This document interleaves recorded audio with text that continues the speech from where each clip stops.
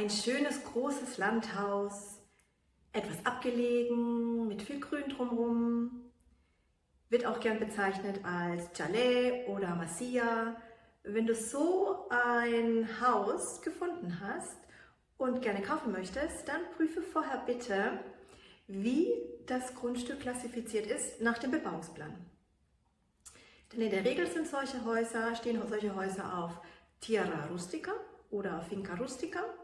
Das sind Agrargrundstücke, die eben klassifiziert sind als Suelo no urbanizable, also nicht bebaubarer Boden.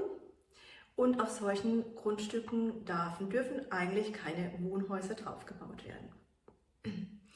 Es gibt aber Ausnahmen, die möglich sind.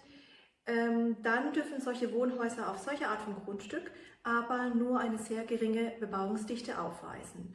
Und vorausgesetzt ist auch, dass das Grundstück an sich eine Mindestgröße aufweist. Abhängig auch wiederum davon, in welcher autonomen Region wir uns befinden. In der Regel oder oft sind es eben mindestens 10.000 Quadratmeter, dass das Grundstück aufbauen muss, und dann darf man eine entsprechende Bebauungsdichte muss man dann anwenden, und nur so groß darf dieses Haus eben sein. Aber wie gesagt, es sind sehr geringe Bebauungsdichten, weil eben diese Grundstücke nicht gedacht sind ursprünglich zu Wohnzwecken und nicht bebaubar eigentlich sind. Ja? Dann kann es natürlich passieren, weil wenn du eben so einen Weg gefunden hast, dann gibt es ja offensichtlich schon ein Gebäude, ein Haus, das da drauf steht. Ja? Und da muss man halt genau prüfen. Oft ist es so, dass diese Häuser größer sind als eigentlich zugelassen, also die Bebauungsdichte eben nicht eingehalten worden ist. Und dann kann es sein, dass es entweder vor der Gesetzesänderung erbaut worden ist, also damals eben noch nicht diese gesetzlichen Vorschriften gab, oder dass es ganz einfach illegal gebaut worden ist. Wie gehst du dann am besten vor in so einem Fall? Du musst diese Immobilie nicht von Anfang an notwendigerweise ausschließen, aber sollst die genau prüfen lassen,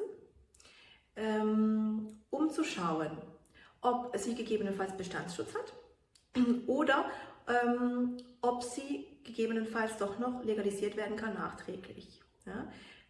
Auf alle Fälle gilt bei solcher Art von Häusern, wenn sie eben nicht die gesetzlichen Vorgaben erfüllt haben und aber später tatsächlich vielleicht legalisiert werden können oder Bestandsschutz haben, dann gilt aber auf jeden Fall, dass du dieses Gebäude, so wie es aktuell ist, nur noch renovieren darfst, aber unter keinen Umständen mehr erweitern darfst. Also du darfst keine weiteren Bebauungen vornehmen auf dem Grundstück oder am Gebäude selbst.